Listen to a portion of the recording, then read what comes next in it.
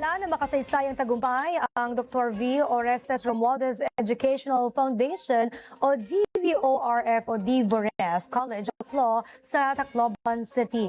Matapos po yan pumwesto bilang ika-4 na pinakamahusay na law school sa buong bansa sa September 2025 bar examinations. Sa porsyentong 80.19 para sa first-time takers kung saan 85 sa 106 na examinees ang pumasa. Nakipagsabayan ito sa malalaking universidad sa bansa gaya na lamang ng Ateneo, UP at UST na nalampasan pa ang ilang law schools sa Metro Manila. Nagpaabot naman ng mainit na pagbati ang kinatawan ng unang distrito ng Leyte at dating House Speaker Ferdinand Martin G. Romualdez sa mga bagong abogado. Gayon din sa buong pamunuan ng DVORF College of Law.